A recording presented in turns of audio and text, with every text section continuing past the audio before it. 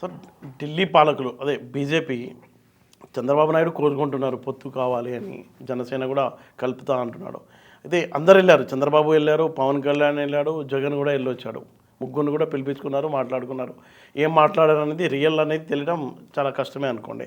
అయితే అమిత్ షా ఒక ప్రపోజల్ పెట్టారంట, 4:2:1 అంటే 100 సీట్లు టీడీపీ పోటీ చేయాలి, 50 జనసేన, 25 బీజేపీ అని. ఇది బాబుకు మైనస్ అవుదా తెలుగుదేశం పార్టీకి? బయట సోషల్ మీడియాలో బయట ఒక ఊహాగానంగా ఊహాజనికంగా బయట ప్రజలు కానీ వేరే వర్గాలలో కొంచెం విశ్లేషణలు సోకాళ్ళ మేధావులందరూ బయట చెప్పుకుంటున్నారు ఈ సీట్లు అని చెప్పేసి. అచ్చా, ఇప్పుడు సీట్లలో ఒక రాజకీయ పార్టీలు ఒక అలయన్స్లో కుదిరిన తర్వాత సీట్ల పంపకం అనేది కొన్నిసార్లు ఒకటే మీటింగ్లు అయిపోతాయి, కొన్నిసార్లు 4-10 మీటింగ్లు కూడా జరగవచ్చు. అవును, దాంట్లో అతిశక్తి కాదు. ఎందుకంటే ఇంకా సీట్ల విషయం ఫైనల్ అయిన తర్వాతనే చంద్రబాబు నాయుడు గారు కానివ్వండి, పవన్ కళ్యాణ్ కానివ్వండి, బీజేపీ కానివ్వండి అధికారికంగా ప్రకటించడం జరుగుతుంది. అధికారికంగా ప్రకటించక ముందే మీరు అని అడుగుతున్నారంట, బాబు గారు ఒప్పుకోలేదంట, వాళ్ళు ఒప్పిస్తారంట, వీళ్ళు ప్రెషర్ చేస్తున్నారంట, వాళ్ళు తోకలాగుతారంట, వీళ్ళు చేయలాగుతారంట అని మాట్లాడడం సబబు కాదు. సోషల్ మీడియాలో జరుగుతున్న too early to discuss that all those things.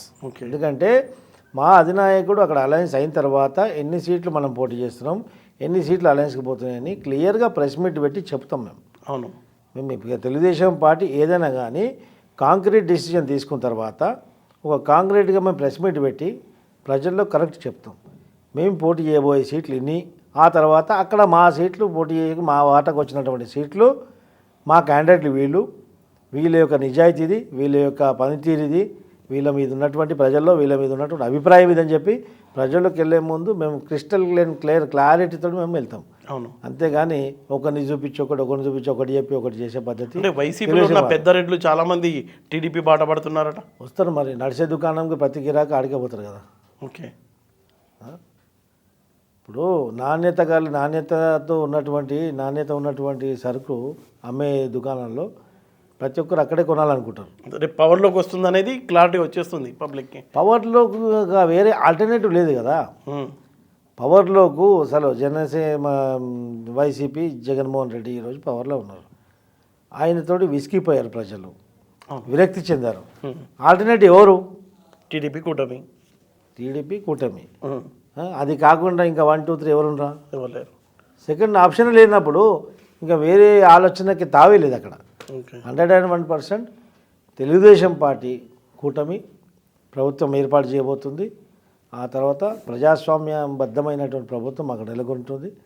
ఆ తర్వాత ప్రజలని ఇబ్బంది పెట్టిన ప్రతి ఒక్కరు కూడా వాళ్ళని ఎక్కడ పంపించాలో అక్కడ మొత్తం ఆల్రెడీ అంతా పిక్చర్ కూడా రెడీ అయిపోయింది, స్క్రిప్ట్ అంతా రెడీ అయిపోయింది. చాలా తొందరలోనే ఒక గణనీయమైనటువంటి మార్పు ఆంధ్రప్రదేశ్లో దేశవ్యాప్తంగా ప్రజలందరూ చూస్తారు, ప్రపంచంలో ఉన్నటువంటి తెలుగు వారందరూ కూడా చూస్తారు. అంటే మీరు వైసీపీకి ఆల్టర్నేట్ లేదు అంటున్నారు. కాంగ్రెస్ పార్టీకి పోటీ చేయడానికి దాదాపుగా 400 మంది దరఖాస్తు చేసుకున్నారంట షర్మిల వచ్చిన తర్వాత. ఒక క్రేజ్ పెరుగుతుంది అంటున్నారు. అంటే ఒకటి ప్రజల్లో సేవ చేసే నాయకుడు ఒకడు,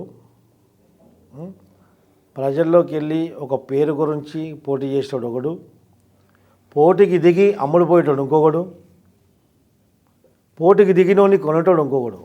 రకరకాల రాజకీయ నాయకులు ఉంటారు, రకరకాల సిద్ధాంతాలతో పార్టీలు ఉంటాయి.